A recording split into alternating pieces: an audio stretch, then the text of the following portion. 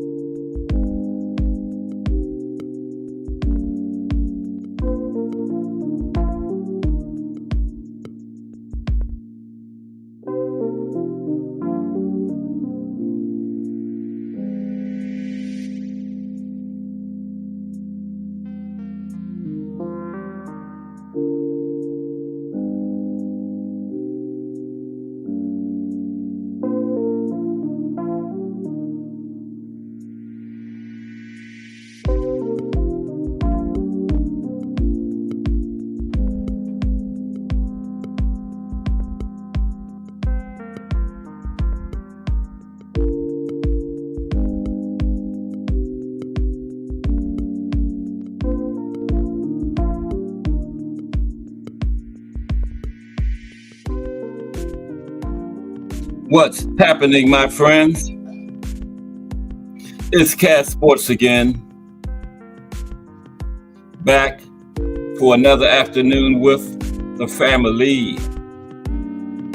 Now, as usual, before I get started, let me give a shout out to the JBT community. Just boxing talk.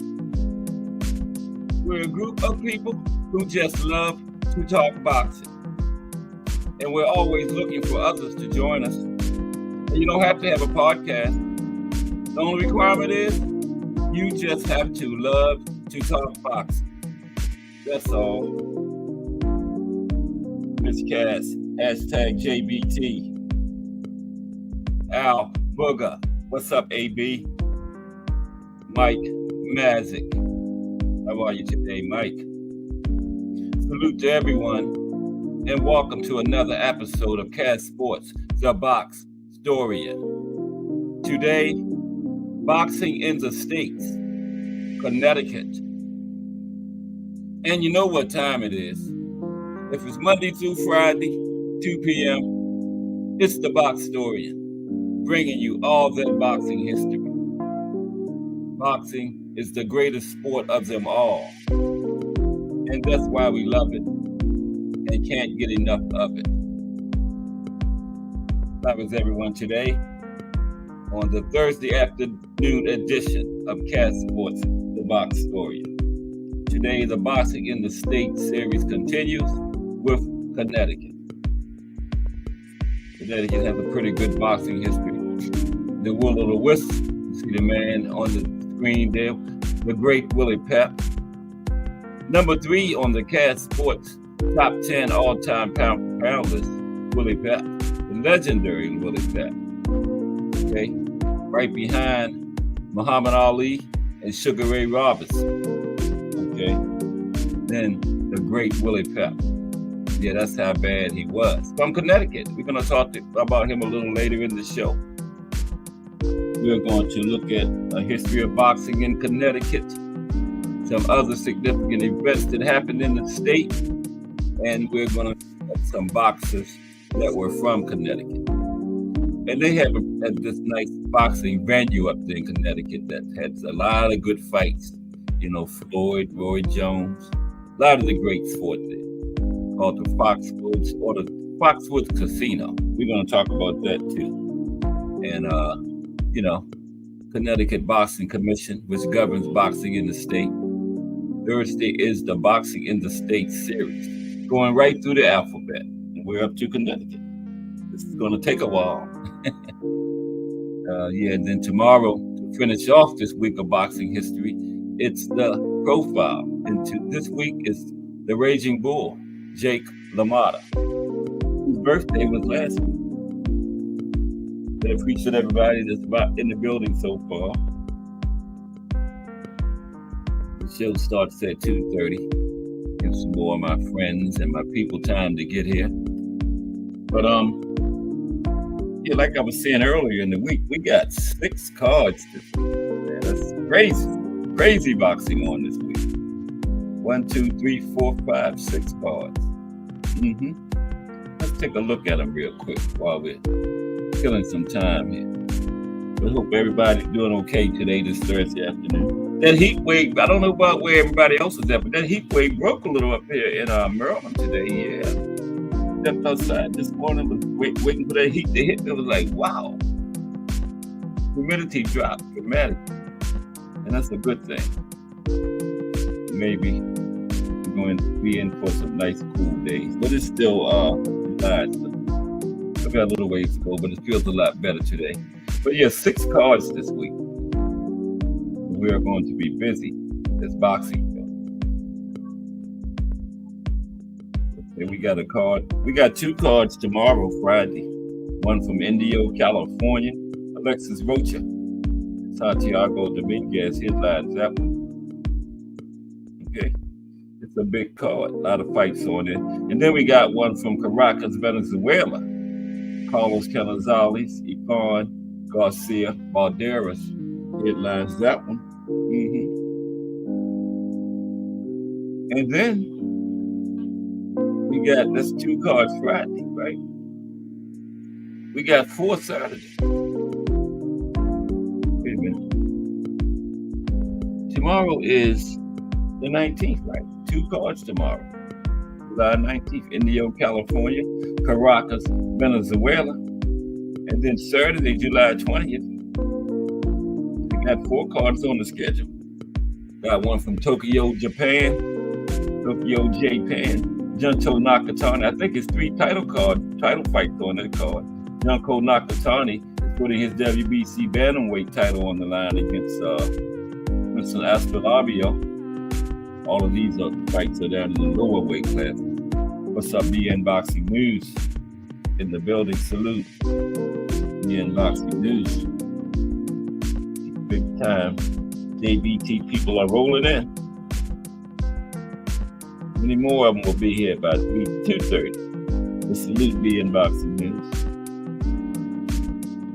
Y'all can catch BN Boxing News after some of these fights tomorrow and Saturday. Doing a fire post-fight analysis.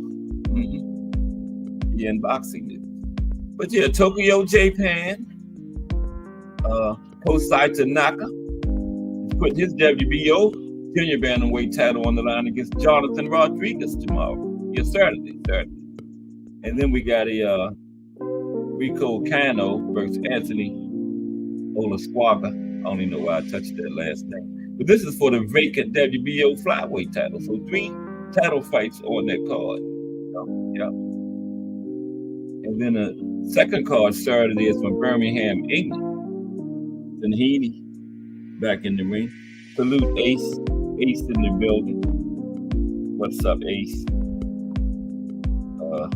Boxing in the States today. We're going to be talking about Connecticut, little history. And some of the fighters that's from Connecticut, do the profile on them, and to talk about that Foxwoods Resort and Casino they got up there that's hosting some pretty big fights. Floyd Jones fought there. We're going to talk about it. And then we got Birmingham, England. Just talking about those 6 cards we got this weekend, 2 tomorrow, and we got 4 Saturday. Nathan Heaney versus Brad Paul. That's for the British middleweight title. I thought those 2 fought last year.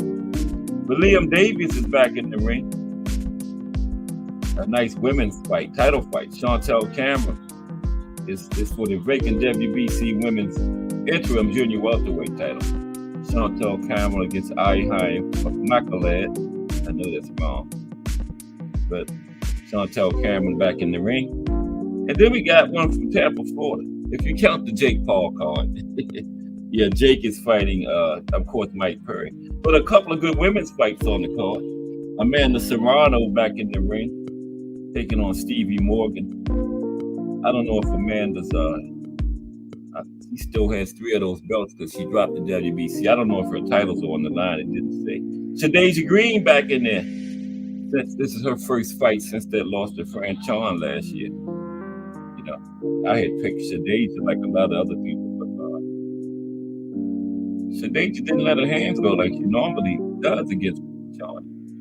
Fran Chon took the win. And Shadeja's fighting Natasha Spence Saturday. 8-rounder.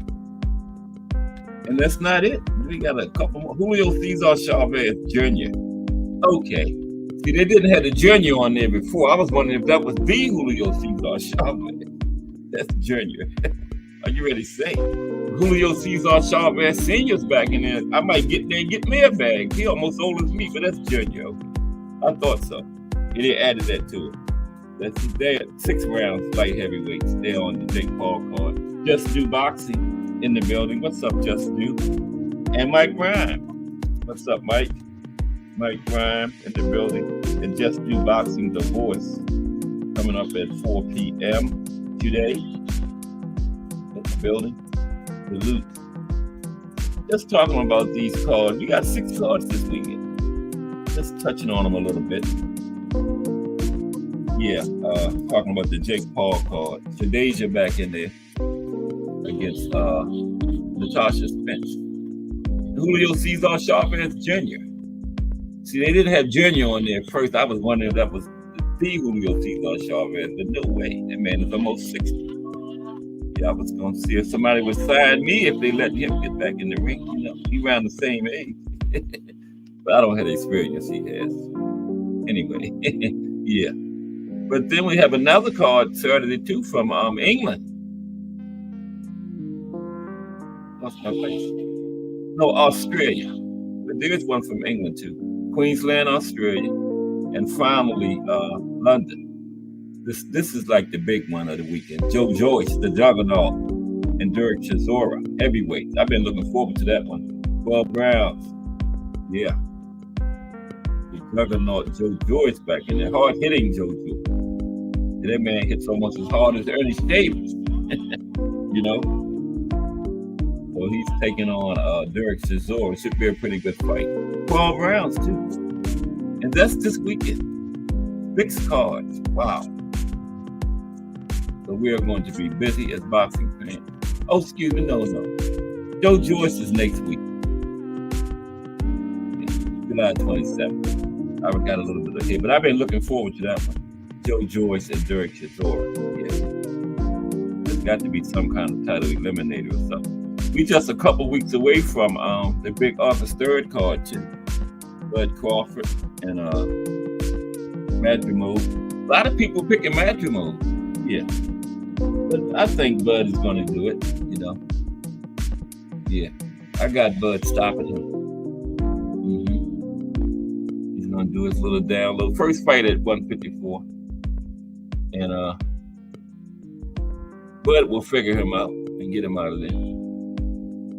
Excuse me if y'all can hear that noise. They chopping down some trees out there in the yard. I don't know why they had to pick 2 o'clock to do it. Had all day. They should have did it in the morning when it was cool. But yeah, that's the noise in the background.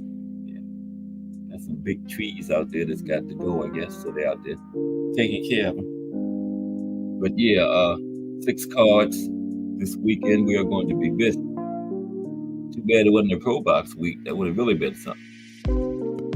But yeah, we had Friday night boxing last week. Got it again this week. So we're going to get into boxing in Connecticut in about 5 minutes. And some pretty good boxers from Connecticut. Of course, Willie Pep. That's him on the thumbnail. The great Willie Pep. Marlon Starling. Remember the Iceman John Scully? It wasn't too long ago, around the 90s. The Iceman John Scully fought. Yeah, and we're going to talk about all of them. And then they had that venue up there, the Foxwoods Resort and Casino, where they had some big fights. Like I said, Floyd fought there, Roy Jones. That's where that fight, Andre Berto and Victor Ortiz, remember? Did they fight? I know one of them was up there. I don't know if they fought twice, but yeah, it was up there in Foxwood, up in Connecticut. Yeah, Andre Berto and Victor Ortiz. I know y'all remember that one. Both of them went down like twice. Good fight. Victor Ortiz pulled it out. Yeah, that was up in Connecticut. Yeah, we're gonna talk about that. Yeah, Foxwoods. Foxwoods Resort and Casino. I think that's the name of it. Yeah, Foxwood Resort and Casino. That's it. Yeah, pretty big venue up there. And Gene Tunney, the Fighting Marine, is from Connecticut. When they took Jack Dempsey's title from him back in the 20s, beat Jack Dempsey twice, took his title, and then beat him in the rematch.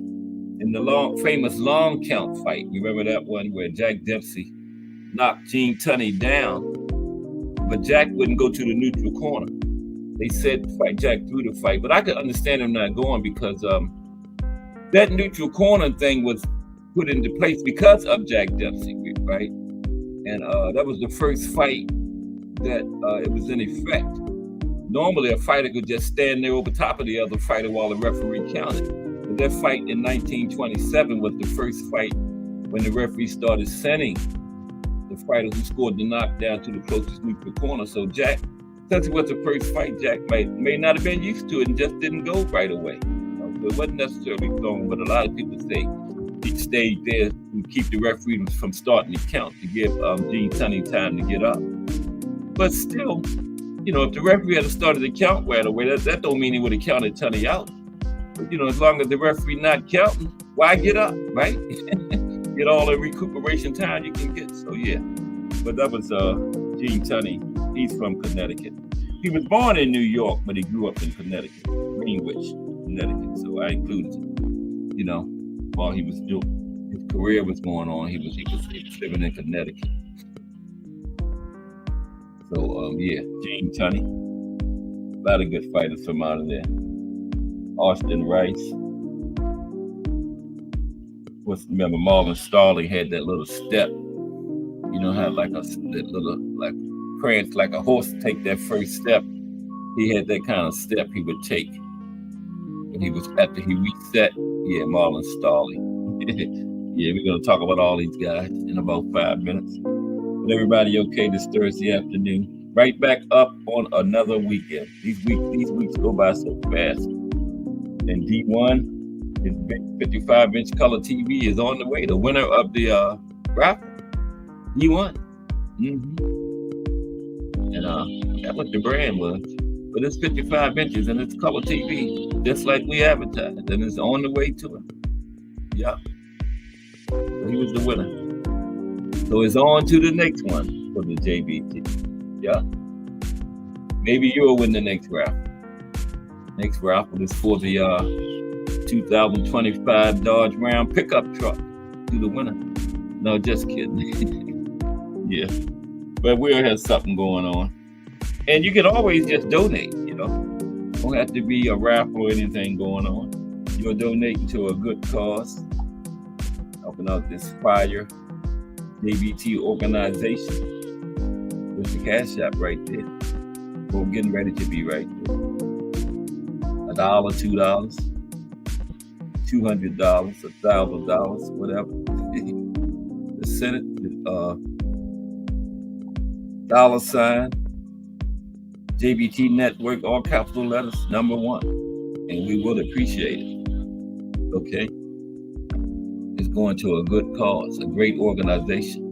You know, we're really just getting off the ground, but we're going places. Next thing we're working on is an app. We can just pull up to the JBT app and look at anything you want to look at. Hardcore boxing news, pull up Just Do Boxing, the Rise Podcast, Cast Sports, BN Boxing News, Casuals Corner, Let's Talk Fashion, Angry White Men, Living Talk with Tommy. All of those shows are going to be on that app. And you just pull up that JBT app and look at whatever you want to look at when you want to look at. Okay, that's what we're working on next, and it's coming. Okay, it is coming soon.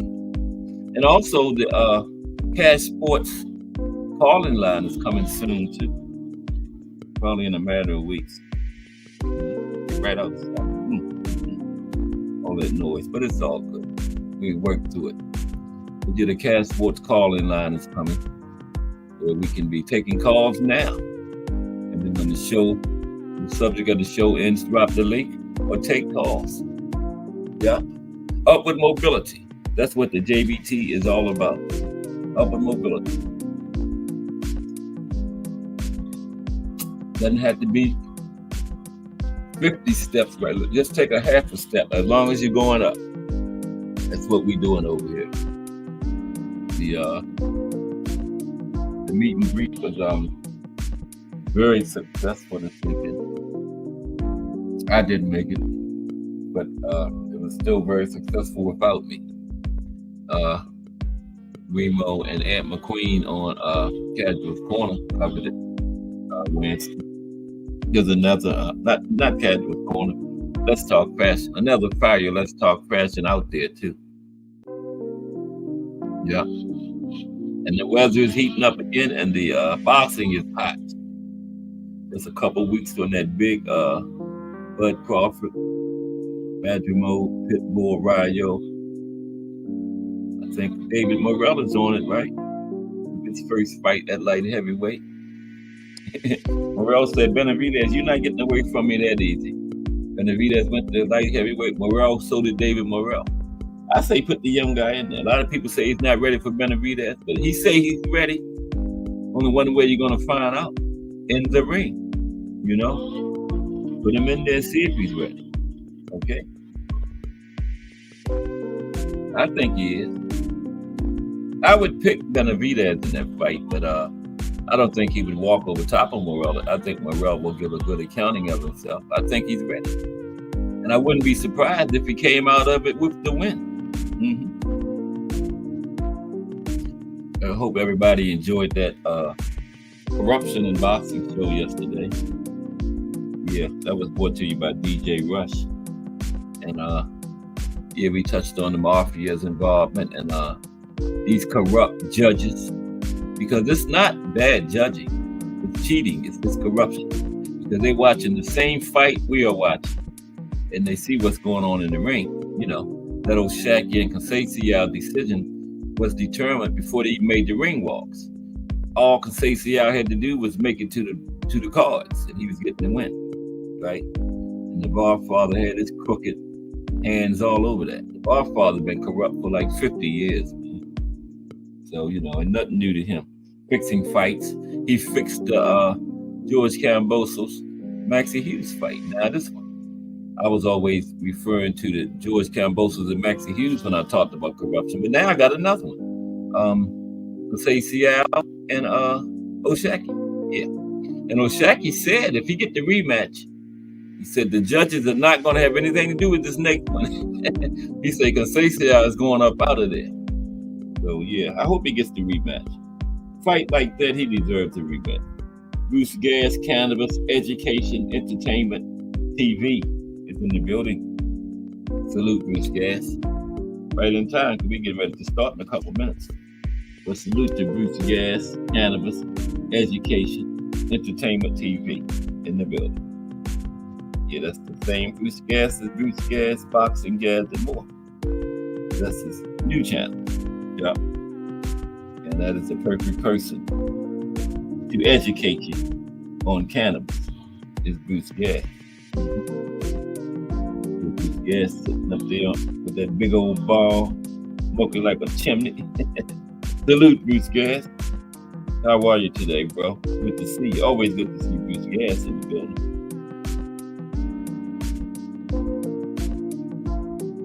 Drops gems in the chat sometimes on boxing history. But I might have a question about something on the subject. Don't know a little something, and I asked it. Bruce Gas will drop the answer in there. Like the Ken Norton nicknames last week, I was asking, I didn't know if he had it in. Bruce Gas dropped 3 of them in there. I remember the Fighting Marine now, yeah. But salute, Bruce Gas. Education and entertainment. I'll get it right, Cass. Bruce Gas, cannabis education and entertainment TV. Salute. Okay, we'll get ready to start talking about boxing in Connecticut. It's Boxing in the States series continues today with Connecticut. Working our way through. Got a ways to go. It'll probably be 2025 before this series ends. But it's all good. It's just once a week. What's next, by the way? What's after Connecticut?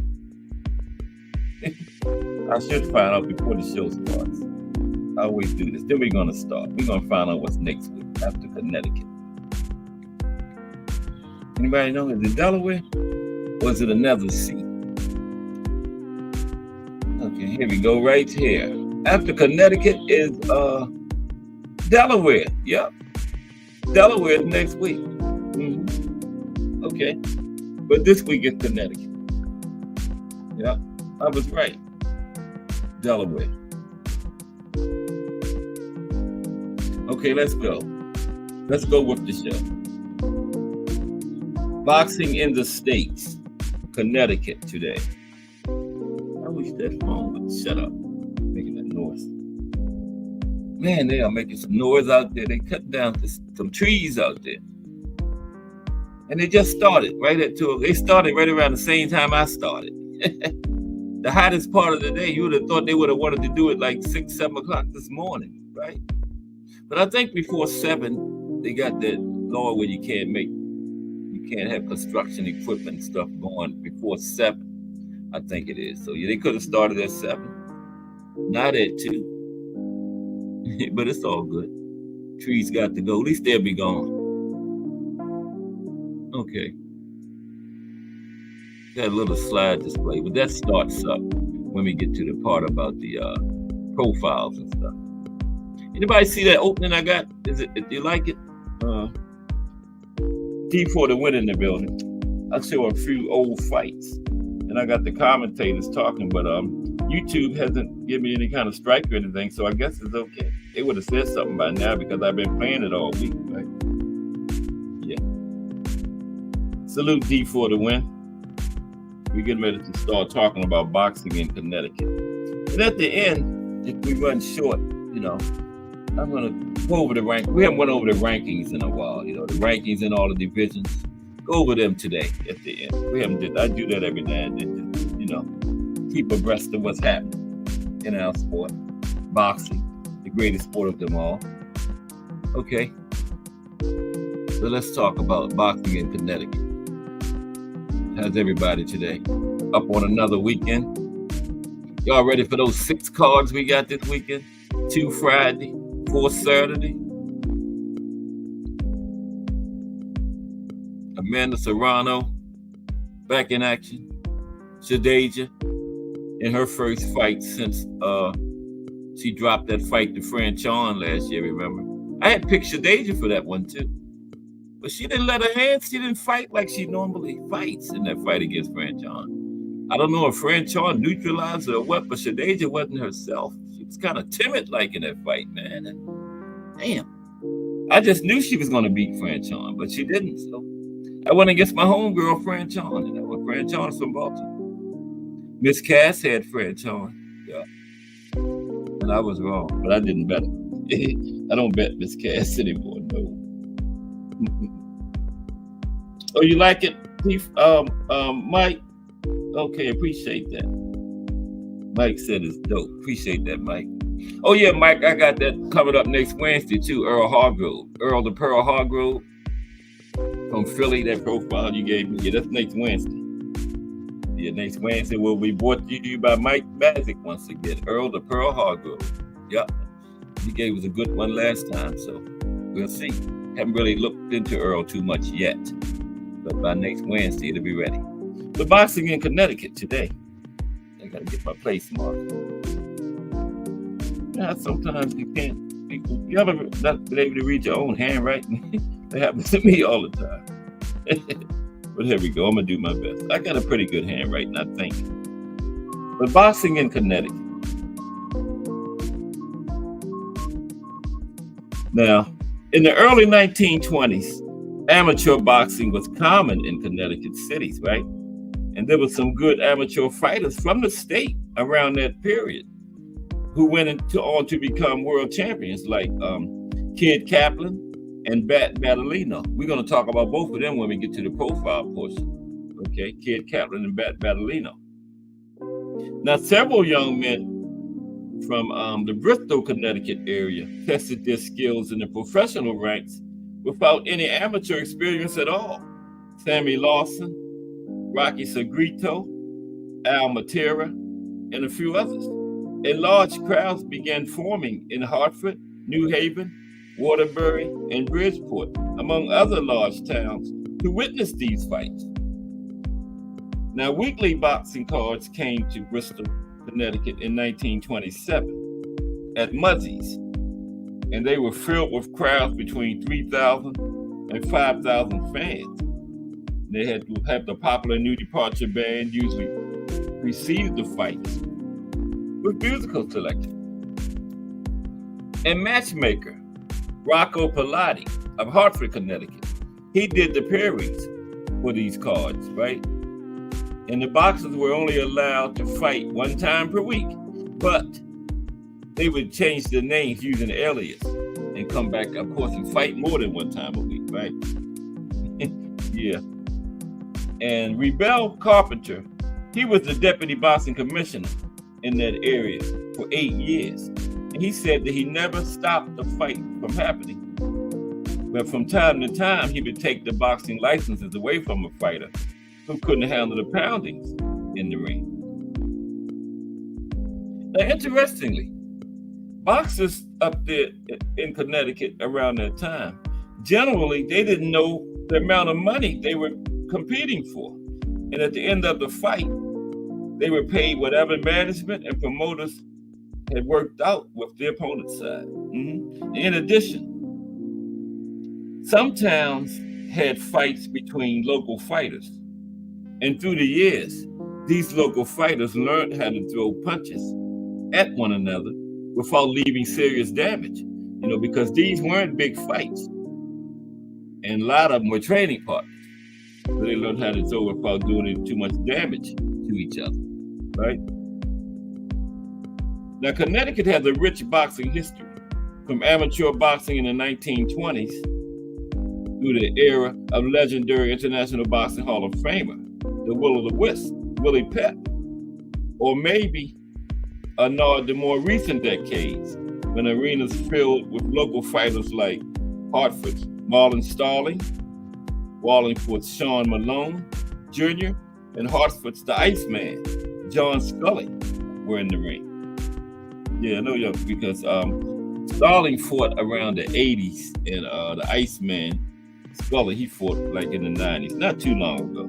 Sean Malone, Iceman around the 90s, yeah.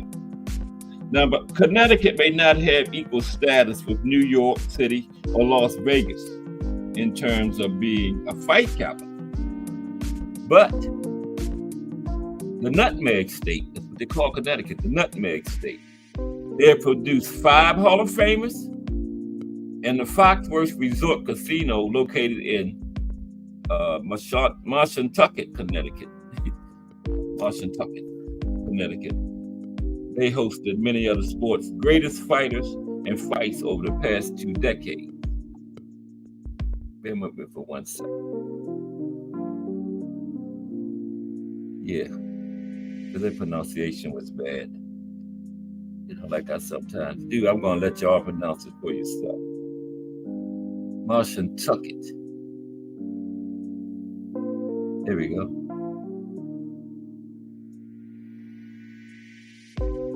It is. Martian Tucket, Connecticut. I think that's right. Martian Tucket, Connecticut. But that's where the Foxwood Resort and Casino is located at. And they've had some pretty big fights over the past couple of decades up there. Floyd fought there.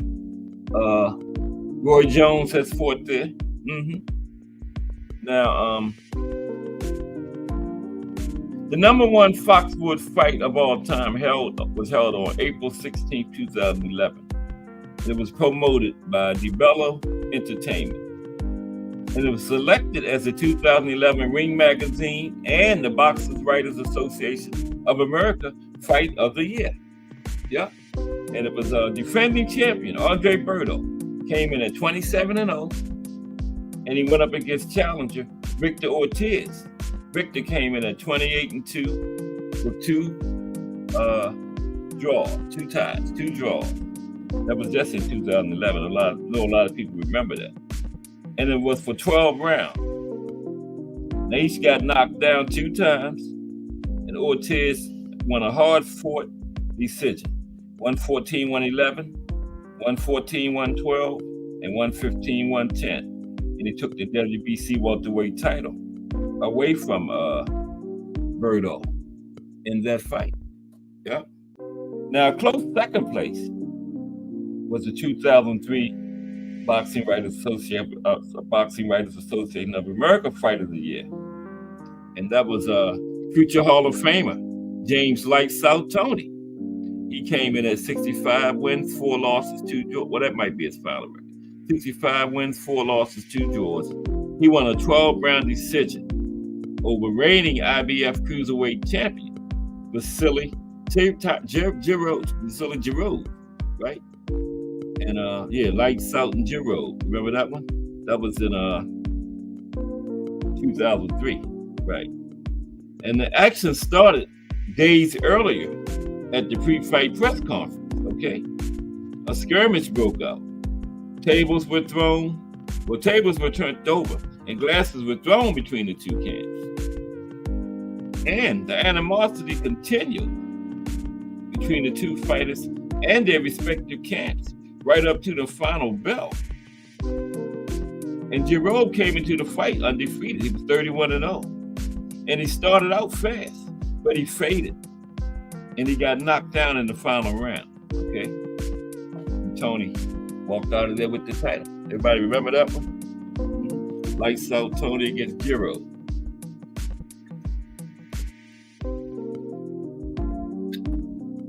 Then in 2004, New England's favorite, Scott the Sandman Pemberton. He was from New Bedford, Massachusetts, right? Nearby New Bedford, Massachusetts, not from Connecticut. They're right down the road in Massachusetts. Bruce Gass knows about up in that area. But anyway, Pemberton was involved in a great 12th round come-from-behind knockout of always tough Omar Shika. And that was a rematch. And they had a draw in the first fight. And that was for a regional super middleweight title, okay? And New England favorite Scott the Sandman Pemberton pulled that one out. And then 2 other New England fan favorites who fought regularly at Foxwoods were multiple-time world champion Manny Paz, but he was Pazienda during his fighting career, but his name was Manny Paz. And he fought out of Cranston, Rhode Island. And New Bedford's all-action super Ray Oliveira. Remember Ray Oliveira? Now, Paz had a 13-3 record at Foxwoods during his career. And it was highlighted by his 1998 decision over Glenwood Brown. And his 50th career win in his retirement fight. His last fight was his 50th win against Tucker Pudwell in 2004. Now, Oliveira, Lonnie Lee, hashtag JBT in the building. What's up, Lonnie Lee? How are you today? Getting close to that weekend and them 6 cards, Lonnie. I know you're ready for them. Salute, Lonnie. Lonnie Lee, hashtag JBT, that is.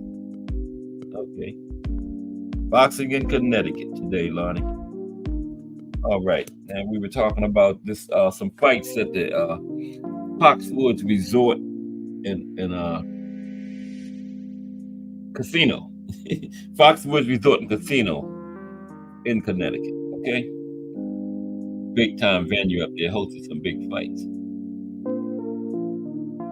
Like I said, Floyd, Roy Jones fought there. Yeah, but Oliveira, Pat's had a 13-3 record at Foxwoods. Went over that. Okay. Now Oliveira, he was only 6 wins, 7 losses, 1 draw in his career at Foxwoods, but he faced nothing but iron, top level opponents there, right? And he did defeat world champion Vince Phillips in their 2000 non-title fight that produced the second most total punches recorded at that time in a fight. 2,989 punches combined between those two fighters in that fight. 11 punches short of 3,000. And at that time, that was the second most punches ever in a fight. 11 short of 3,000. Okay, 2,989 punches between them two. I remember, I think it was Dr. Tito and Juan Francisco Estrada too. I think they had like 2,500 and something. So this fight had more than them. 11 short of 3,000. That's a lot of punches. They was doing some leather in that fight.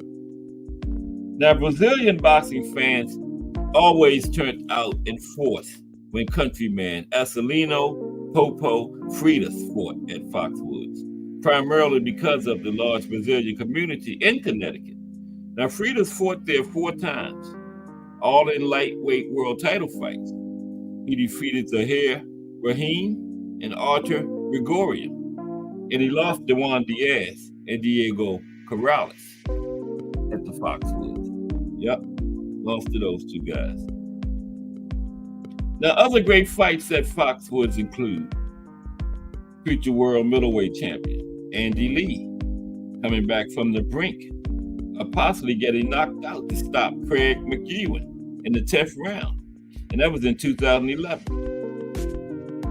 Carl Froch had a dramatic fight there. Carl Froch's dramatic leg surge in 2009 to knock out Jermaine Taylor. And Taylor was well ahead on the scorecards at the time. And Froch came from behind and got that knockout in the 12th round, right? And that was for the WBC Super Middleweight Championship. Okay? Pernell Whitaker won a close decision at the Foxwoods from Andre Pestrayev. I don't even know why I tried that. From Andre, right? Sweet Pea. 115-113, 115-112, and 114-113. Very close fight against Andre in that one.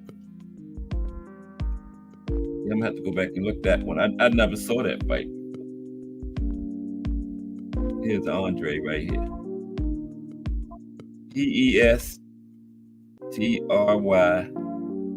And I pronounced it last night right when I was writing this up. Yeah. Sweet Pea had that decision against this guy.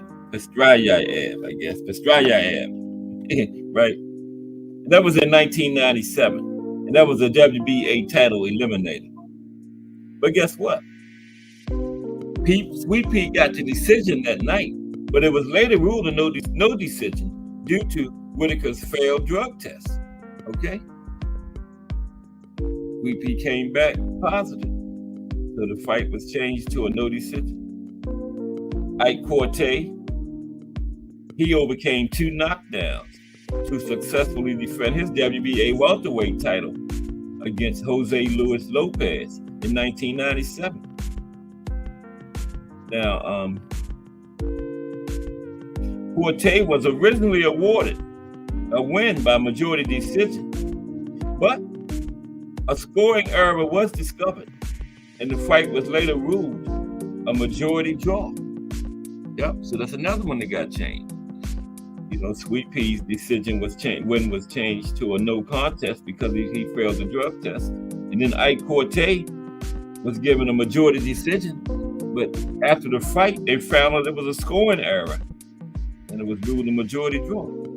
See, that's where the corruption comes in at. Man, the hell you changing the cards after the damn fight? But you can't read or something? Come on, man. But we know boxing is corrupt. We just talked about it yesterday, remember? This is fitting for this talk about this today, after just talking about corruption yesterday. You're going to rule the fight a majority decision, and then later on going to say a scoring error and call it a majority draw. What was the error? It wasn't no error, it was corruption. Plain and simple. I mean, the judges put what they put on the cards after the fight, and how can you discover a scoring error later? That doesn't even make sense. Does that make sense? Come on. Now, one of them failed to turn the card in after the fight or something? How does that happen? I don't understand at all. That's just the corruption of boxing, but we love it. We love it. But we can still complain about it. Now, two of the greatest boxers in modern boxing history, Floyd Mayweather Jr. and Roy Jones Jr., both fought at Foxwoods, and both in the same year, 1998. It was just Floyd's 15th professional fight when he fought at Foxwoods, and he registered a third-round technical knockout over Miguel Melo. And Jones had a title fight there. Excuse me. Roy Jones Jr. successfully defended his WBC and WBA light heavyweight title. A 10th round TKO over Otis Grant, right? And the Jones Grant co-feature on that card that night, IBF light welterweight champion Shane Mosley successfully defended his title against Jesse James Legion, who was unable to answer the bell for the 10th round. So this place, the Foxwoods Resort and Casino, has had some pretty big fights up there. It's up there in Connecticut. So Connecticut is a pretty good boxing state, like I was saying, you don't recognize it like a New York or Las Vegas, but Connecticut has this significant boxing history. And some great boxers from Connecticut we're going to talk about in a few minutes. But boxing is governed in the state of Connecticut by the Connecticut Boxing Commission. And the Connecticut Boxing Hall of Fame inducted its inaugural class in 2005. Okay. Yeah. So let's talk about some of these great boxers from the state of Connecticut. And we're going to go over the rankings today, too, because we're going to have some time. Haven't done that in a while. Go through the classes and see where everybody ranked at. They say Boots and Chocolatito both moved up this week. And I thought Boots was already at the top. Who could be in front of them? Bud and Earl both gone. Who else at 147 could he have had to move past? Ray Patterson, straight out of New Jersey in the building. What's up, RP? How are you today, bro? Talking about boxing in Connecticut. We're getting ready to talk about some of these fighters from Connecticut, like Willie Pep. Yeah. The Will of the Wisp. I did a pound for pound list of top 10 pound for pound list of back of all time, and Willie Pep was number 3. The only ones in front of Willie was Muhammad Ali and Sugar Ray Robinson. Okay. Willie was a bad man. Yeah. Had that 4-fight series with Sandy Sadler. And Willie first loss, I told y'all the story a few times. Remember, his first loss, he felt so bad about losing that he said, man, I got to get me another win right away. So guess what he did? He had his next fight 10 days after that first loss, and he won. And Willie was in a bad plane crash one time, too. And the doctor told him he should give up boxing And Willie said the only thing he given up is flying at night. And he was back in the ring. He fought like 10 more times that same year. He was in a plane crash, right? And he had some pretty substantial injuries. So he was a tough man too. Fought down in the lower classes. I think he was like featherweight, something like that. Yeah, 2-time featherweight champion, Willie Pep. Yeah, and International Boxing Hall of Famer. Went in 1990, the inaugural year, in the old timers category. Yep, the Will o' the Wisp, Willie Pep. Went back around the 40, something like that. And him and Sammy Sadler had that classic series. And that fourth fight between them two was called one of the dirtiest fights of all time. Okay, they tackled each other, went to the mat a number of times, and one time they took the referee to the mat with them. They both got suspended after the fight. Both got fined. That's a terrible, dirty fight. And then guess what? They became best of friends after the fight. And after they retired, they went around doing exhibitions together. And Sandy, he had a tough career because he kind of had that dementia pugilistica pretty bad, and he couldn't talk too good and stuff after he retired. I saw him and Willie one time together when they were older, and Willie was doing most of the talking for both of them, but Sandy, he wasn't in too good of a shape here, and especially back in them days, man, you didn't get a whole lot of TKOs. You had to knock a guy out back then. They took a lot of punishment and stuff. And they was fighting 10, 12 times a year.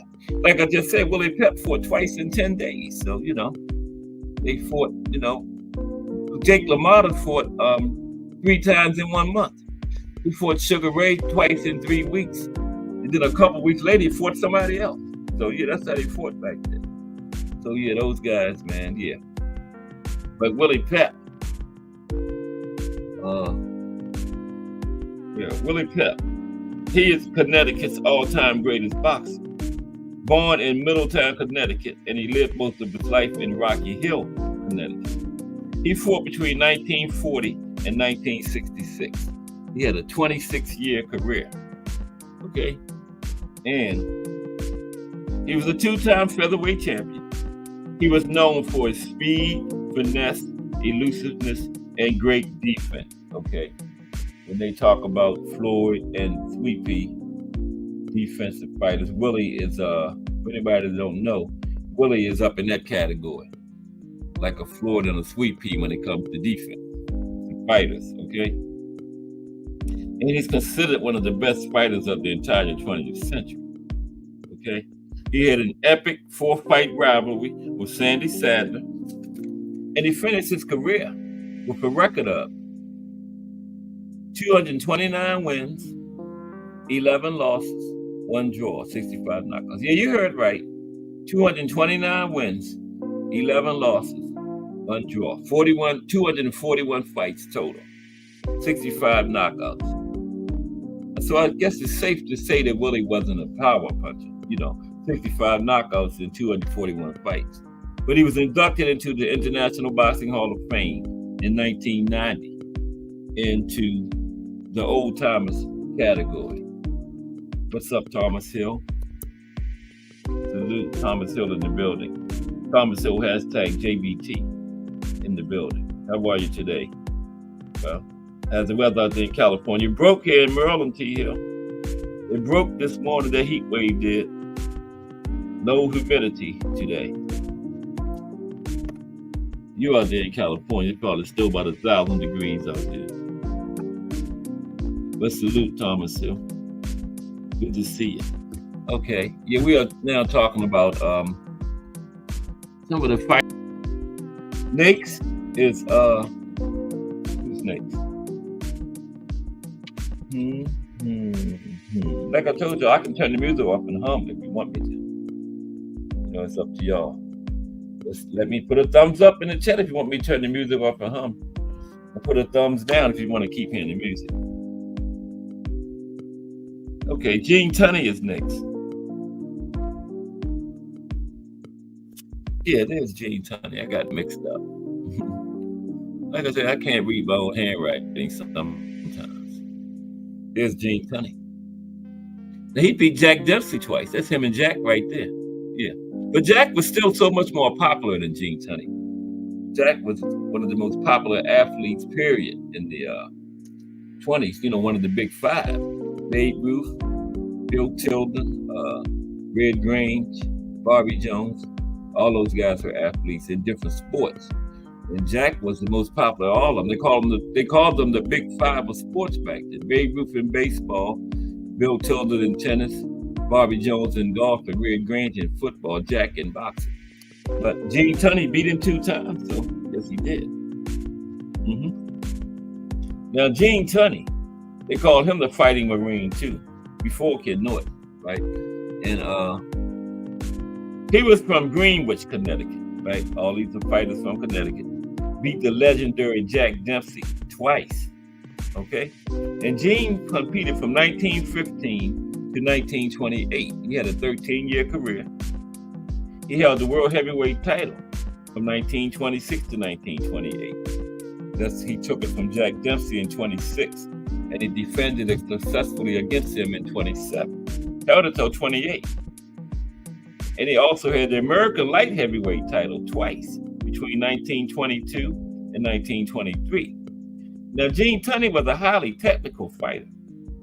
He had a 5-fight light heavyweight rivalry with Harry Greave, in which he won 3, lost once, and had 1 draw. Harry Greave was the only one to ever beat Gene Tunney. He only had 1 loss in his career, which was at light heavyweight. He never lost at heavyweight, okay? And he took the heavyweight title from Jack Dempsey in 1926 and won the rematch in 1927. See, there I go again. I got it written in my notes, but then I always talk about it before I get to it in my notes. Follow the script, Cass. Now, Tunney retired undefeated as a heavyweight in, I don't have when he retired, but he retired undefeated as a heavyweight. But he didn't match Rocky's record because Gene had 1 loss, but it was a light heavyweight, but he did have that 1 loss. So Rocky is still the only heavyweight champion to retire undefeated. Now, Gene retired undefeated as a heavyweight, but he had a loss as a light heavyweight, remember? There I go again. His 1 loss came as a light heavyweight. Now, during his career, he compiled a record of 82 wins, 1 loss, 4 draws, and 49 knockouts. And guess what? Gene Tunney was the first ever Ring Magazine Fighter of the Year in 1928. That's when they started it, okay? Now, they started Fight of the Year when they came into existence in 1922. I don't know why they waited 6 years to start Fighter of the Year, but Gene Tunney was the first one. Fighter of the Year in 1928. And he was inducted into the International Boxing Hall of Fame in 1990 in that old timers category, right? Bunch of old guys that had fought before 1989. And when the International Boxing Hall of Fame was formed, they started the old timers category for guys whose careers had ended before they formed it. That's where Willie Pep and Gene Tunney went into, the old timers category. Okay? Next is Kid Kaplan. Louis Kid Kaplan. There he is. Louis Kid Kaplan. Now, he was from Meriden, Connecticut, right? He was the world featherweight champion in 1925. Besides Kid Kaplan, he was known as the Meriden Buzzsaw.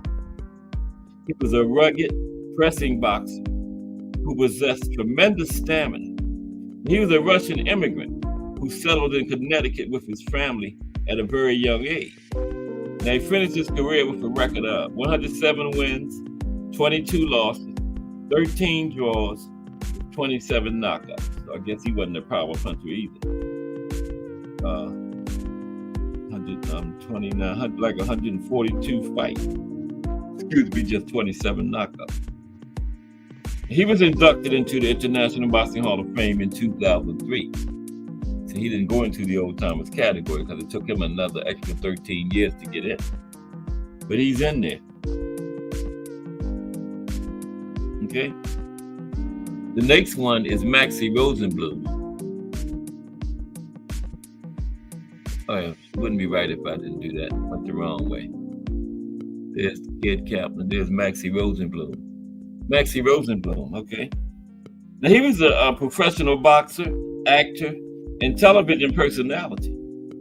He was nicknamed Lopsy Maxie. He was inducted into the Ring Magazine's Boxing Hall of Fame in 1972, the International Jewish Sports Hall of Fame in 1984, and the World Boxing Hall of Fame in 1985, and the International Boxing Hall of Fame in 1993. Now, Rosenblum had a total of 298 fights, too short of 300. Now get this, 223 wins, 44 losses, 29 draws, 2 no contests. 298 fights, and he only had 19 knockouts. So you can definitely say he wasn't a power puncher. Almost 300 fights and just 19 knockouts. Wow. Okay, let's continue with the boxers from Connecticut. Okay, next would be Maxie Rosenblum. Bat Battaglia is next. Bat Battaglia. There's Bat. Bat Battaglia. Okay. Let's get Bat up here. Equipment malfunction. Bear with me for 1 second, please. Okay, we're gonna have Bat up here in a minute. We might not have Bat up. Okay. Yes, we will. Yeah, his real name was Christopher Battaglia. He called himself Battolino. Okay. Hardcore Boxing News, hashtag JBT. Jay Hardcore in the building. What's up, Jay?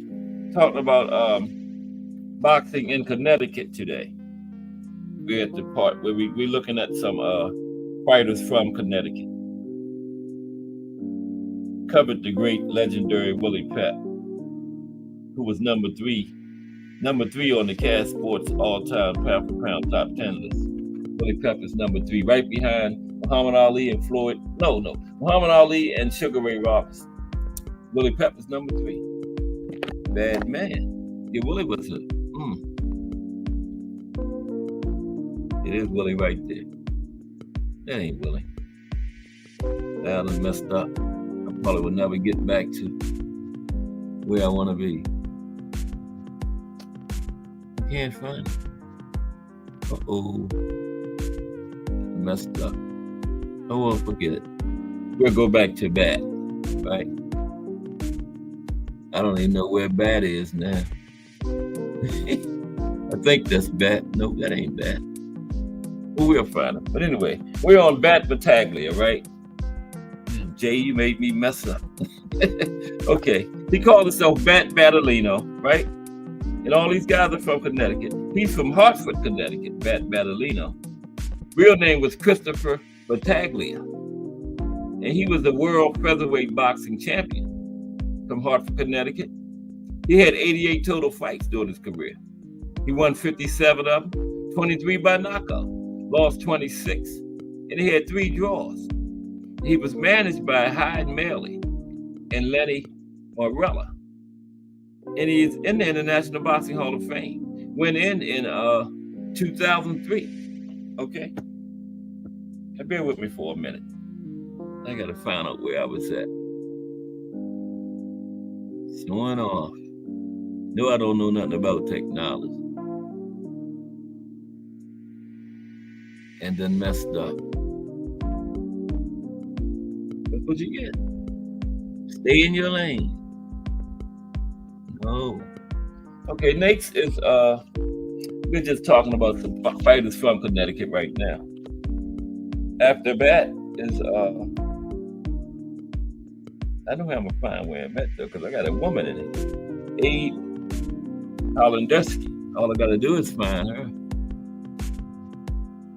There she is. And I count backwards. 1, 2, 3. Yeah, that was Bat right there. There's Abe Holenderski. Okay. Now the Connecticut fighter. Connecticut got a pretty good boxing history too. Real name was Abraham the Newsboy Holodursky. That was his nickname, the Newsboy. What is that?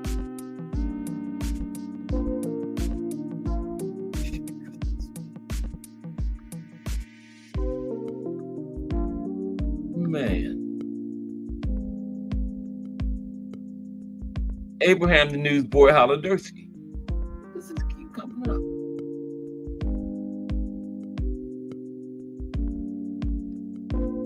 No. So I'm gonna do. I want to donate some money. What in the world?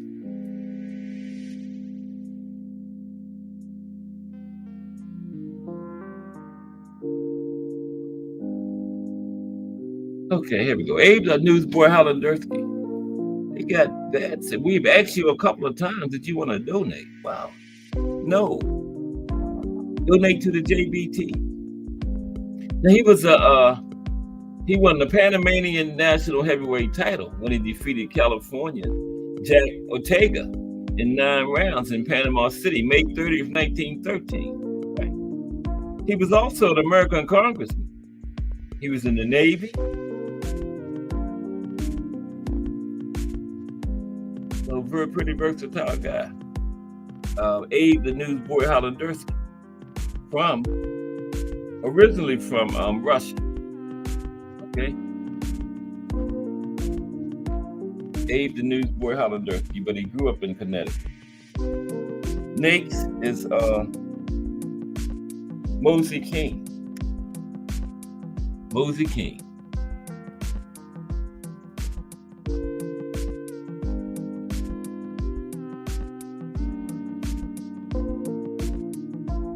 All right. Now Mosey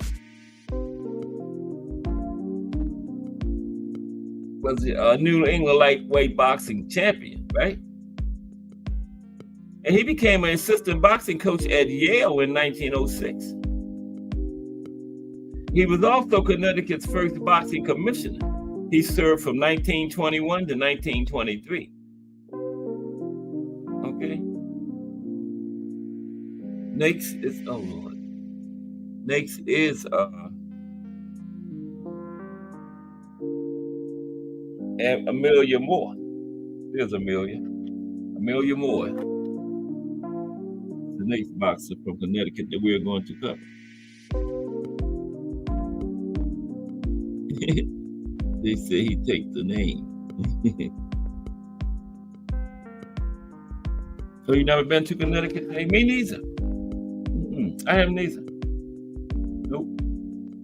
Amelia Moore. Now Amelia, she was an amateur boxer. And she was also a member of USA Boxing. Born in Middletown, Connecticut. Okay?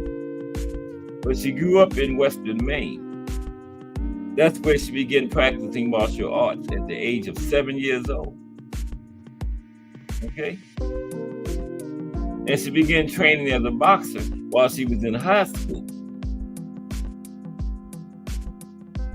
She was went in the Navy, went to the United States Naval Academy, and she began fighting for USA Boxing in 2011. She won 2 national championships. Currently, she lives in Colorado Springs and still competes around the world. Amelia Moore. Winding down. Uh-oh. Here's one of those names.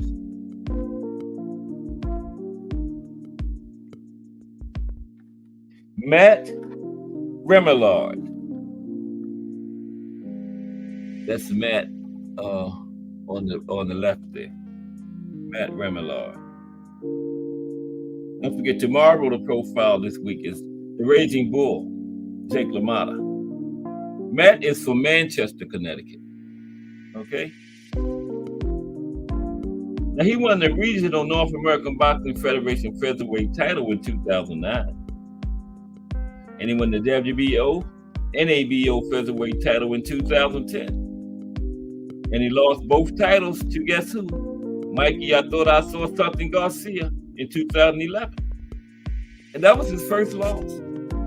Yeah. Matt Remillard. Famous, he lost to Mikey, I Thought I Saw Something Garcia. Next, Austin Rice. There's Austin. Now, Austin, he was born in New London. He's from New London, Connecticut, okay? And he became a featherweight title contender on January 14th, 1903, when he faced featherweight champion Young Corbett II. We talked about Young Corbett before. This fight was in Hot Springs, Arkansas. Now, Austin Rice lost the fight, but he went toe-to-toe with a world-class competitor for 18 rounds. And he would meet 4 more boxing champions, easily placing him among the world's top 10 featherweight boxers for his era. Austin Rice from New London, Connecticut. Go ahead, Austin. Went toe-to-toe with Young Corbett II. Didn't beat him, but he went toe-to-toe with him. Now, everybody probably heard, because this guy wasn't too long ago, around the 90s. John Iceman Scully. That's the best picture I could find of Iceman. He didn't fight that long ago. Iceman did in the 90s. Yeah. Probably heard of the Iceman. Now, the Iceman is from Connecticut, USA. I know that. But he's from Connecticut. Former world professional light heavyweight champion. Okay. He's now a trainer. He's trained 2 light heavyweight champions, Chad Dawson and Artur Beterbiev, right? And he was an analyst. Is he still an analyst for ESPN Classic Television Network, John Scully? And he's also known for his work with disadvantaged former fighters and charity for them as well, and organizing events targeting former amateur standout fighters and reconnecting them with the boxing community. John Iceman Scully. Everybody remember John Scully, right? From Connecticut. Pinky Silverberg is next.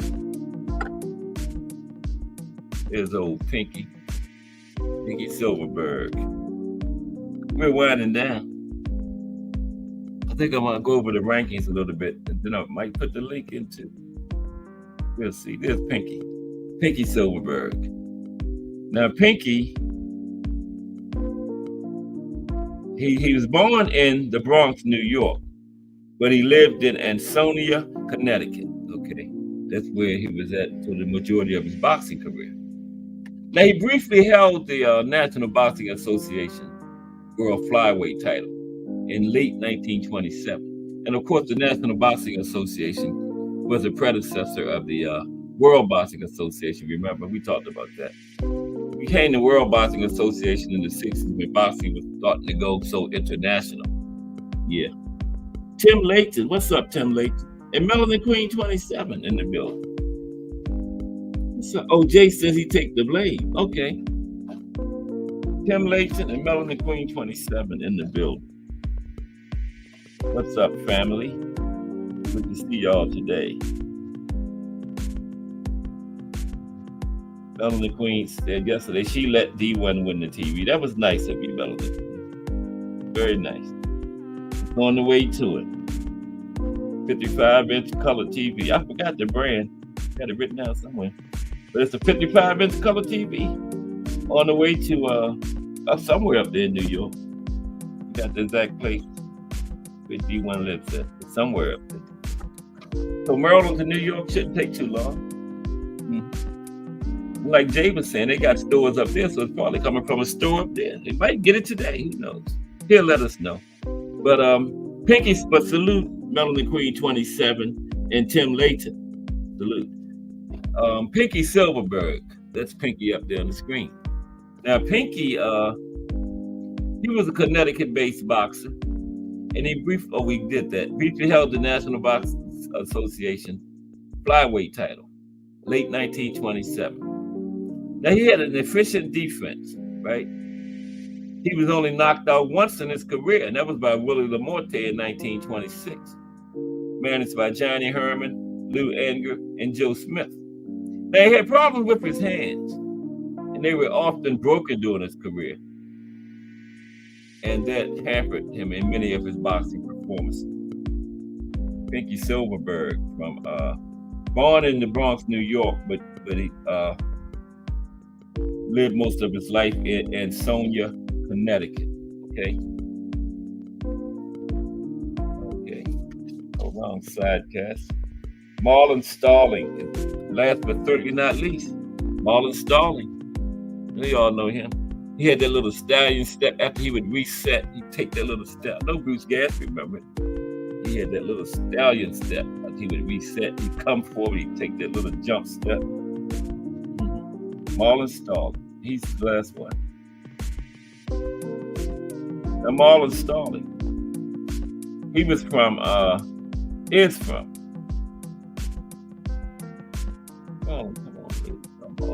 Hartford, Connecticut. Marlon Starling, right? Competed from 1979 to 1990. Had an 11-year career, and he had the WBA welterweight title from 1987 to 1988, and had the WBC welterweight title from 1989 to 1990. Right? Currently 64 years old. His nickname was the Magic Man, Marlon the Magic Man Starling. Yep. And he had a total of 52 fights in his career. He won 45, lost 6, had 1 draw, won 27 by way of knockout. Marlon Starling, boxing in the States, Connecticut. Next week is Delaware.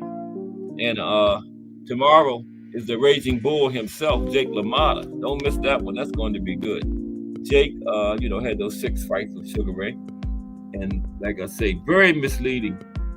Sugar Ray won 6 of them, but it was not no one-sided series at all. Could have very easily been 3-3.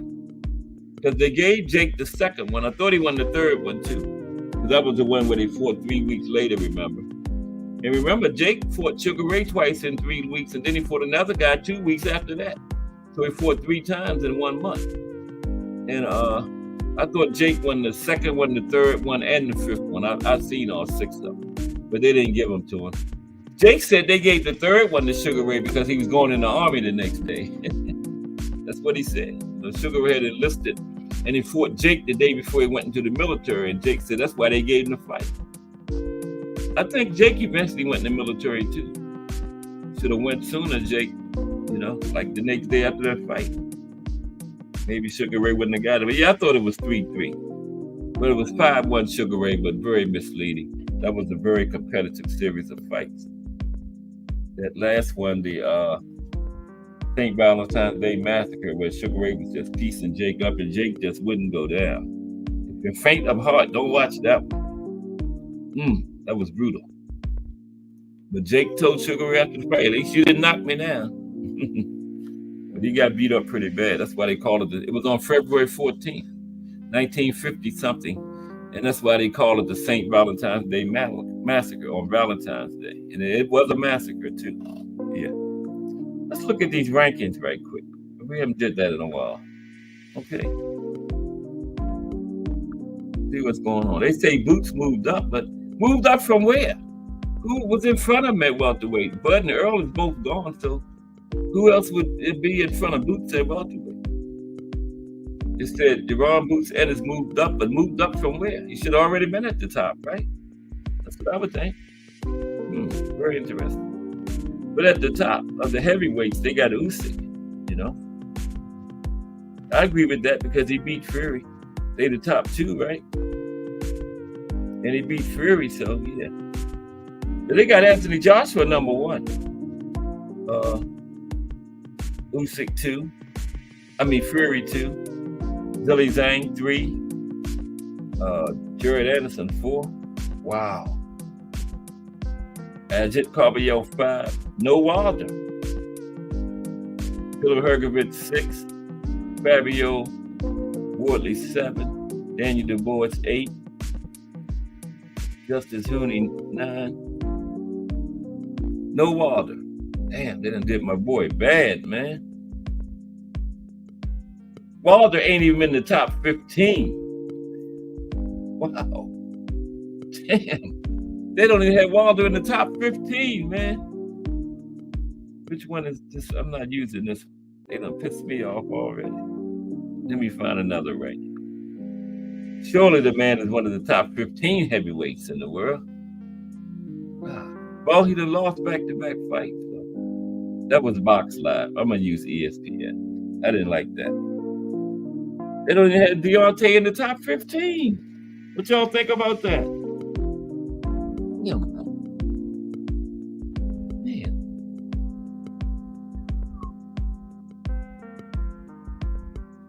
Let's try ESPN. I don't like Box Live anymore. Yeah. Oh, no, I don't know. Basically the same.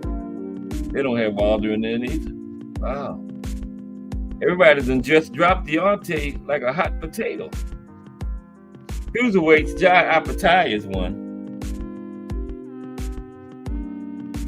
I'm going to look at number 1, then I'm going to drop the link, okay?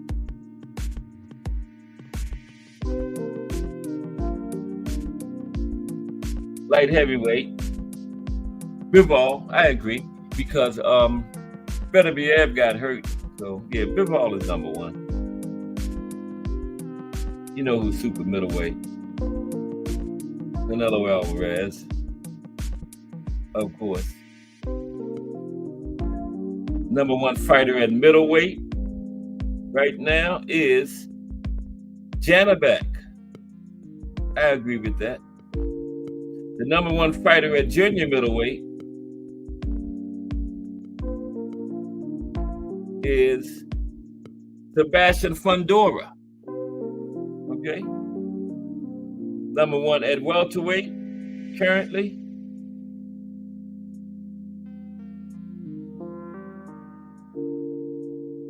Terrence Bud Crawford. Number 1 fighter at junior welterweight currently is Teofimo Lopez. The number 1 fighter at lightweight currently should be Gervonta Tank Davis. Gervonta Tank Davis. Oh, I like these rankings. That's lightweight. The number 1 fighter at junior lightweight, we're going to drop the link after this. Emmanuel Navarrete. Okay. Now, featherweight, the number 1 fighter is Luis Alberto Lopez. I don't even have to do junior featherweight. You already know that's the monster. If that ain't the monster, something wrong. At junior featherweight, Naoya Inoue. Bantamweight,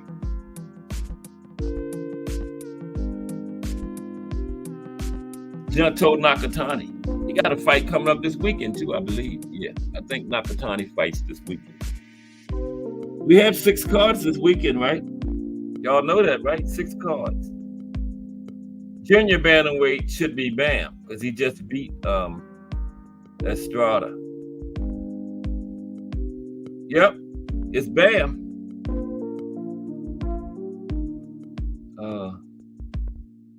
Flyweight.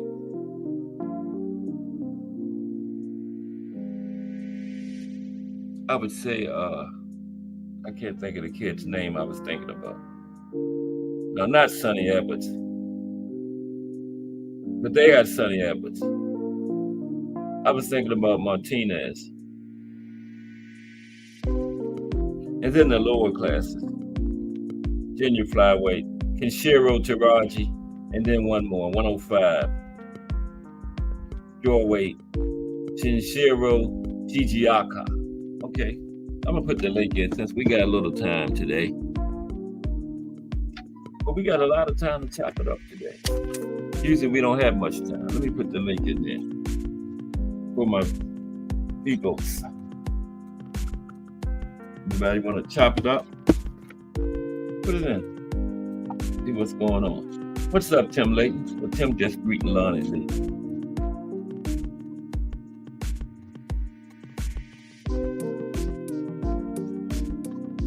CT, yes. I gotta be quiet for a minute. I was bragging the other day about the lake, and then Remo said he couldn't hit it.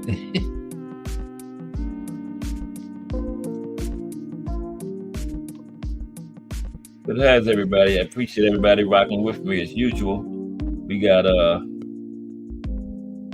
lot of boxing starting tomorrow night, and continuing into Saturday. That Jake Paul card ain't bad because got Amanda Serrano on it, Shadeja Green, a couple of good opponents. So not a bad card at all. Jake know what he's doing. He put himself at the top, but he makes sure it's a good undercard. Jake is a great promoter. Yeah, he always them undercards be popping. He say you might not want to see me, but you're gonna want to see this fire undercard I got here, and it's fire. Amanda's still 3-belt unified. She dropped the WBC. Because Mauricio wouldn't give up the 12 rounds in the 3 minutes. But the other three does. You know, the other three said they good with it. So, yeah.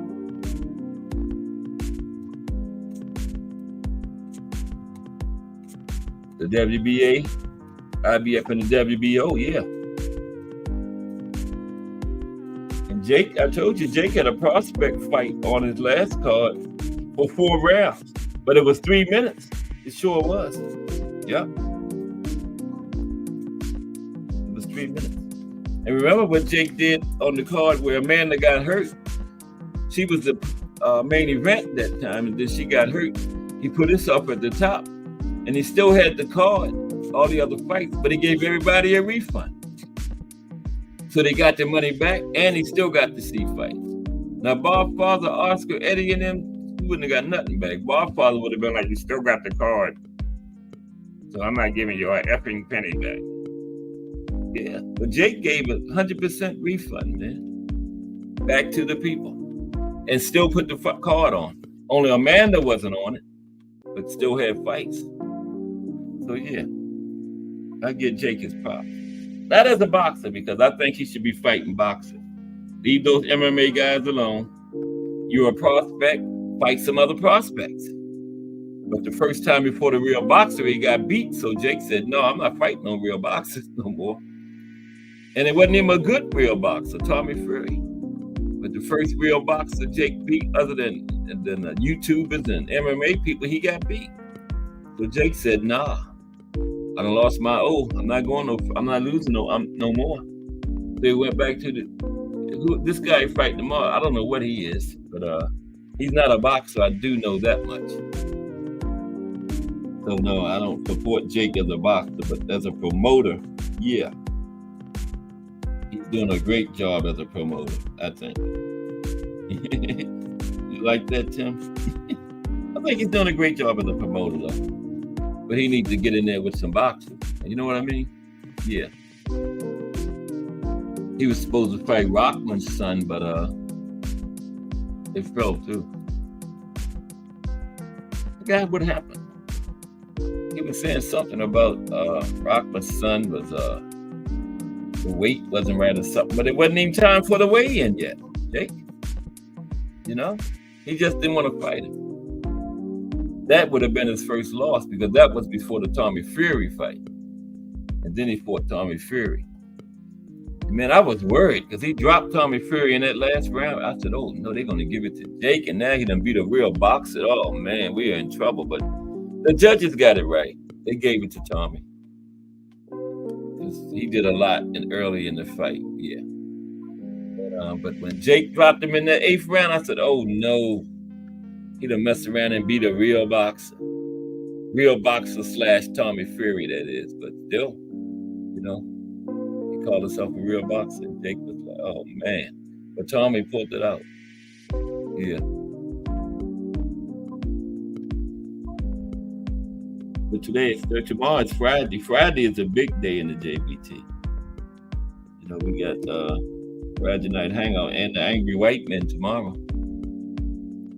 D1 and old school. D1, the winner of the big TV, bro. We got something else coming down the pike. Stay tuned. Or, like I said, just donate something, you know, to the JBT network. It's a very good cause, you know. There's one thing, this thing is going to be big. Going to have that app. Go on that app and pull up any JBT show you want to see at any time, you know. You can binge out on JBT shows for 3 days straight. Just watch nothing but JBT shows. You know? That's what the app's gonna do for you, and it's coming. $ JBT Network, all caps 1. Yeah, where's old school, Tim? I haven't seen that. I was thinking about that this morning. I haven't seen old school. I got his number though. I'm gonna call him later on when I get off here. That's a good question, Tim. I'm glad you asked that. I have not seen him. Anybody heard from old school?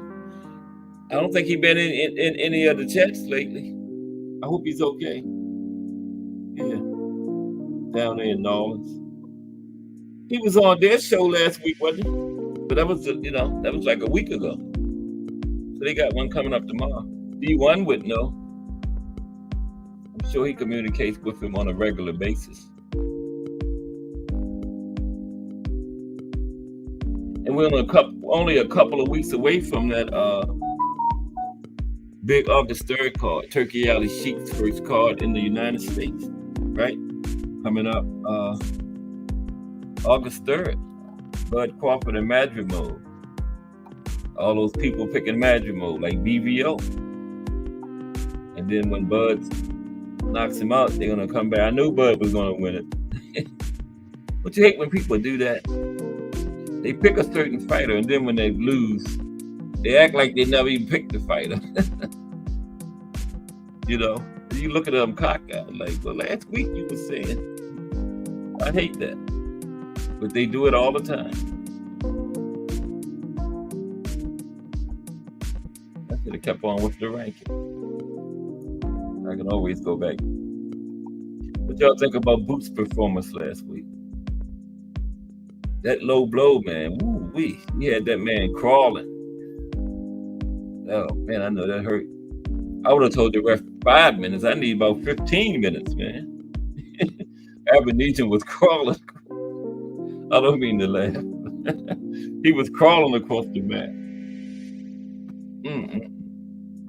But you got to give Abernethy his credit because he got in there and fought Boots. So many of them won't do it. Cody Crowley wouldn't do it. Because you see what happened to Abernethy, they knew that was going to happen. He systematically broke that man down. You can see from the first second of the first round. Oh, no, I didn't, Tim. Yeah, every fight on there is the main event. You can see from the first second of the first round that was a terrible mismatch.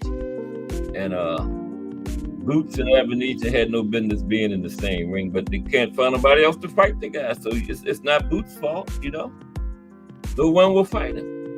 So, the man's been a whole year since he fought. Then his manager, I think it was his manager passed away. So, yeah. But he's back in the ring now. And Eddie said he's got a good promoter now, Eddie, too. Eddie said he's getting back in there in the fall. And then Bud Crawford go ahead and nerve enough to send a text after the fight talking about, on one of these, so on Twitter somewhere, talking about world-class fighter ? Get in the ring with him then, Bud. If you got a question mark about Boots being a world-class fighter, get in the ring with him. That's all you got to do. You don't have to put no question marks on Twitter or anything like that. Just get in the ring with him and prove he's not a world-class fighter, Bud. That's all. I don't understand these fighters. Bud all on Twitter, world-class fighter, question mark. Get your ass in the ring with him then, Bud, and see if he's a world-class fighter. Do him like you did Earl. Then we'll say, well, no, he's not a world-class fighter.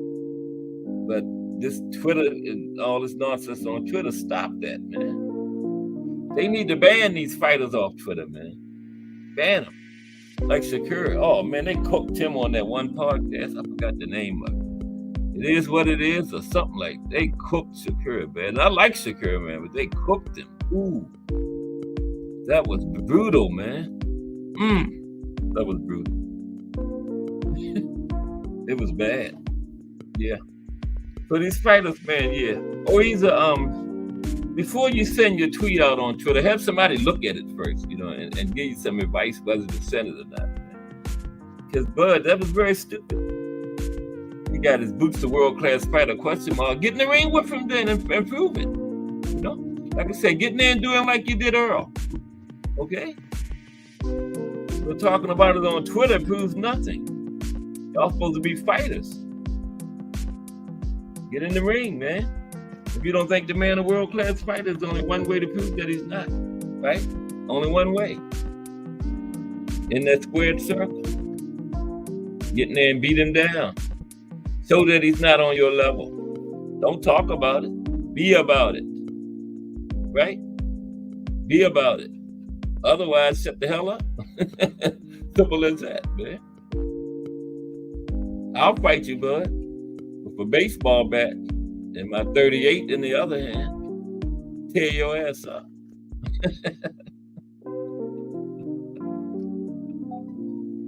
Dude, I will. Give me my Louisville Slugger and my 38. I'll get in there with you. You're going out of their feet first. I'm going to definitely win that one. But yeah, all jokes aside, man, I didn't think that was right of Bud, Questioning whether the man is a world-class fighter. You can prove he's not. A good way to prove he's not, get in the ring and beat him down, right? You saw something in that performance you can exploit. Turkey Alley Sheik got the money for y'all. Eddie said he talked to Turkey Alley Sheik right after the fight about Bud and Boots. So get in the ring and show us he's not a world-class fighter, that's all. Boots will take the fight. Yeah. Boots will take it. After Madra mode, make Boots your next fight. But no, Bud ain't doing that. Bud ain't doing that. Nope. Bud scared he lose to Boots. He gonna mess up the Canelo fight. But Canelo is just a money.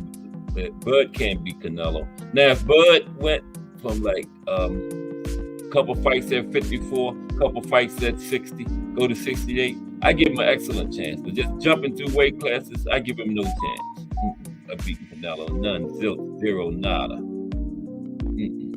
Canelo gonna do him just like he did Mel. Get his little ass up there and hurt him. Yeah. I'm picking Canelo on that one. I will put money on Canelo against Bud.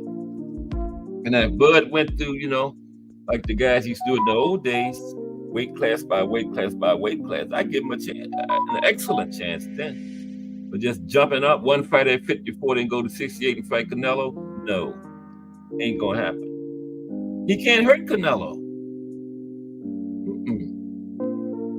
Not after what them punches I seen Triple G laying on him, and Canelo just looked at him and swung back. What is Bud gonna do to hurt Canelo?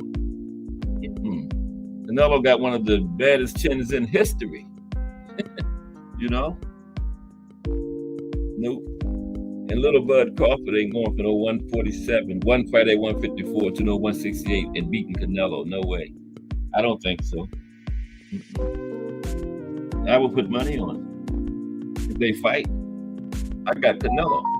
Anybody.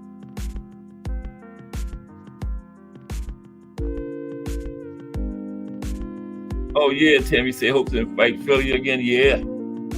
It was packed in there, wasn't it? Yeah, he put Philly back on the map. Yeah. Yeah. He showed out too. Got him out of them 5 rounds, and it took Bud 6. Yeah, Bud, if he's not world class, you got him out of there faster than you did. So what does that say about you? Hmm? But yeah, I mean, no disrespect to Bud. If you don't think the man is world class, get in the ring with him and prove it. That's all. That's not disrespectful. That's a fact, right? Right or wrong? Am I wrong? You don't think the man world class, get in the ring and prove he's not. Do him like you did Earl. And then we'll say, oh, Boots ain't world class. Look how Bud did it. You know? That's all he got to do. But just talking about it on Twitter, that ain't doing nothing. It's just making you look kind of bad. You know? Talking about somebody on Twitter, that does nothing. Don't make neither one of y'all no money or nothing. Not the kind of money Turkey out of Sheik got for you. Turkey got that bag waiting. You know? Big bag. It ain't gonna be the Canelo bag, but it'll be a nice one. Bigger than this one you're gonna get fighting. Well, no. That's Turkey Ali Sheik in the matrimony fight too. Be another one of those bags. Boots will be bigger though. I think the Bud and Boots will be in Saudi. Yeah. But I don't think we'll get it because Bud ain't doing that. All Bud wanna do is sit on there and talk about Boots on Twitter. He ain't getting in the ring with him. Nope. He ain't doing it. You don't want to get in there with that young guy. Just like Canelo saying he gains nothing from Boots. Bud is looking at Boots that like high risk, low reward. Right? But if Boots beats him, he's done. He ain't getting the Canelo fight. That's always going off that record. And he's out the door with a loss to Boots. I wouldn't mind seeing Bud and Earl again at 54. They both up there now. We got Earl and Fundora. That's still happening, right? Earl and Fundora. And then get Earl and Bud again. That would be good. Right? I wouldn't mind seeing that. We're winding down. We got The Voice coming up in 15 minutes. Tomorrow is the Raging Bull, Jake LaMotta. That's going to be a good one. We're going to talk about those 6 fights with Sugar Ray. We're going to talk about the situation Jake had with the Mafia a little more in depth. We touched on it yesterday on the Corruption Show. We're going to go in deeper on Jake's dealings with the Mafia. He admitted he threw that one fight, but people just suspected that there were more. But he threw the one fight because he got $20,000, which in 1940 is worth around $200,000 today.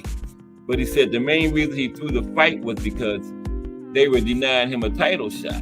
They said if he threw the fight, because the Mafia controlled who fought for titles, who won. They controlled everything around that time. And Jake said the reason he threw the fight was because they promised him a title fight. And they helped their party. He got his title fight, but had to throw the other fight. And it was clearly a thrown fight because Jake was a come forward pressure fighter. Like a pit bull, steadily coming forward. And in that fight, he let the guy push him around. He wasn't doing his usual pressure or anything. Just think a pit bull coming in, just don't come forward. You're going to think something wrong, right? So that's how Jake did. Just came in there and getting pushed around and everybody was like, what is going on? We've never seen Jake LaMotta get pushed around like this. But it was a thrown fight. And then we went down in the 4th round. And it was in New York. They withheld both fighters' purses. They both were suspended. They had an investigation. And about 20 years later, when Jake testified in front of Congress, he admitted it. And his testimony was one of the key testimony, along with Carmen Basilio, that sent the couple of mafias to jail that was in control of boxing. Two of the Frank Blinky Palermo and Frank, what's his name? I got it written down here. Those two are the main top 2 that was running the thing. There was a few more behind the scenes, but Jake was instrumental in getting them sent to prison. And him and Carmen Basilia. We're gonna go deep into it tomorrow on the Jake LaMotta profile. See, the Mafia was deep into it. They couldn't get Sugar Ray though. Sugar Ray, most fighters, if you refuse their demands, you would get hurt, your family would get hurt, or you wouldn't get title shots. It would be hard to get any kind of fights for a good purse. You would be like at the bottom of cards making a little bit of money. But Sugar Ray wouldn't take their demands, and they did nothing to him. The only thing that happened to him was his title shot was delayed longer than it normally would have been, but he eventually got it. But he never fought for the Mafia. He never bent to their demands. Sugar Ray didn't. And suffered no consequences, other than waiting a little bit longer for a title shot. Well, normally a fighter would suffer, lose fights, possibly lose their life, right? And the guy Don Jordan, man, when he went in with them, when his fight, he couldn't even fake it right.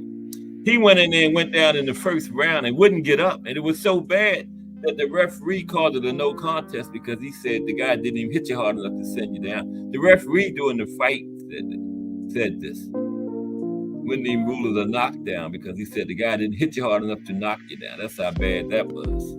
Don Jordan.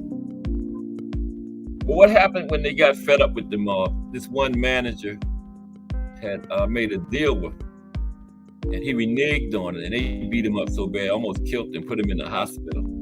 And that's when the state of California said enough is enough, and they brought the feds in it then. And that was when they supposedly got him out of there. But we still got the Godfather and Mauricio and Don King and Oscar, so we don't need no Mafia. We just had a throne fight the other week.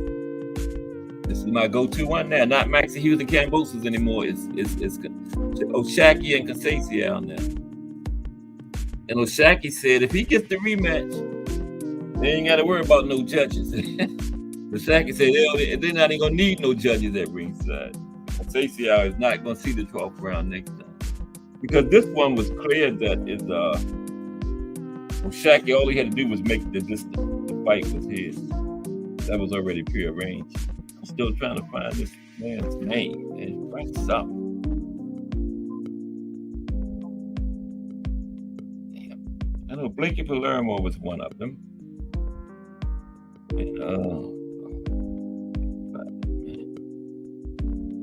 Frank something. Somebody tell me. Y'all was in here yesterday. I gotta know. I'm that kind of person when I get on something. And we got Google. Back in the old days, you might have to wait months to find on something like this, but now you just go on Google and put in the monster that ran boxing. And that's going to do it. Okay, here we go. But I hope everybody enjoyed today's show. I'll be back tomorrow with Jake LaMotta, the Raging Bull profile. It is going to be a good one. His 6 fights with Sugar Ray, dealings with the Mafia, and all kinds of other stuff. With Jake, great fighter, legendary in the International Boxing Hall of Fame. Jake winning in that old timers category in 1990. I always talk about. Yeah, he was worthy of it. Even though he threw those fights, they didn't hold that against him. You know, like Pete Rose in baseball. I think they should let Pete in the Hall of Fame because Pete is the all-time hits leader, and he did all this before he started gambling. He gambled on the sport after his career was over. So the Hall of Fame is supposed to be what you do during your career, man. And I always thought they should let Pete Rose in the Hall of Fame, man. I don't agree with that, you know, not letting him in. I got it. I come up with the man's name as soon as I get to it on the thing. Frank Carbo and Blinky Palermo. Yeah. But yeah, I always thought they should let Pete Rose in the Hall of Fame because, you know, he had a Hall of Fame career and he was gambling on the games after his career was over, you know? So that's not right. Now, Mark McGuire and all them guys, they was taking steroids during their career. They don't belong in there. Clemens, all of them, no. I agree with that. Sosa, Curry Bonds, none of them should be in there. But they was cheating during their careers. But Pete gambled, and he didn't even cheat. He gambled on games after his career was over. Let Pete in there, man. Let him in. But all these years, he haven't got in. I don't know. There'll probably be like 100 years after the man passed away, they'll let him in watch. Guarantee you. Like in the year 2637, they'll let Pete Rose in the Hall of Fame. That's how they do things, man. It's crazy, but that's just how it is. Yeah. But yeah, we get ready. What's up, Joe? Yeah, Frankie, you're right, Joe. Thank you. I wasn't even looking at the chat. Yeah, Joe was here yesterday. But Joe knows a lot about boxing history anyway. Always dropping gems. I didn't even know you was in here, Joe. Must have just came in. Salute. Always dropping gems in the chat, But I'm getting more and more historians over here. Because, birds of a feather flock together. Yep. But Joe is in. Yeah. He must have just came in. I didn't even know you were there, Joe, but that's him, yeah. Frankie. Old Frankie. They ran boxing. They had a stranglehold on it, man. They controlled who got title fights. Not only who got title fights, they controlled who won them. Okay? You might get this title fight, but there ain't no guarantee you're going to win it. Okay? They had a stranglehold on it, man. And the International Boxing Club, and you could tell they was crooked. They was a sanctioning body and a promotional company. Now, where they do that at? Sanctioning body and a promotional company. But it was mafia, so they could do whatever they wanted to do. Okay. So, yeah. But they got him. And remember, the one Joe put in the chat, Frankie, his wife, she worked for the IBC and did nothing. Had a $45,000 salary in the 40s and 50s. That's like 200 G's nowadays. She just had a job and title. Probably never even went to the place. Getting 200 G's a year nowadays. 45,000 then. Probably sitting home doing her nails. Right? His wife just had a job and name, man. Making 45,000, which would be like between 150, 200 G's today a year, right? Probably didn't even get up out the bed till 1 or 2 o'clock in the afternoon, and she getting paid for being at this job. But I guess Frankie said, I ain't got to give you my money. I got you this cushy job. You ain't got to do no work. And she pulling down checks, man. Yeah. But that was the mob. But I'm going to leave that alone. I was out there today looking all around and stuff. But we're winding down. We're getting close to voice time now. Appreciate everybody for rocking with me today. Hope you enjoyed the show. Tomorrow is what is tomorrow? Jake LaMotta. Told you I'm old. Jake LaMotta. Life and Career of Jake LaMotta tomorrow to complete another week of boxing history. And don't forget, Monday, the punch of the week next week is the cross. Number 2. Punch number 2. The cross is number 2, right? Part of that classic combination, the 1-2, jab, cross. The most basic, like I told you the other day, most basic combination and the most complex combination because of what you can do with it. You can add so many punches to that 1-2 or before it, or whatever. And we're going to be talking about the cross Monday, the number 2. But I appreciate everybody. Hope you enjoyed this show. I enjoyed everybody's company once again. And we're going to do it again tomorrow, too. Because, if it's Monday through Friday at 2 p.m., it's the Box Story, bringing you that boxing history. Tim Layton, #JBT. Joe, Melanin Queen 27. J Hardcore, #JBT. Thomas Hill, #JBT. Ray Patterson, straight out of New Jersey. Lonnie Lee, #JBT. D for the win. Bruce Gas, Cannabis Education and Entertainment TV. Just Do Boxing. Mike Rim, Ace, BN Boxing News, Mike Mazik, Al Booger, and Miss Cass. Hashtag JBT. Appreciate everybody.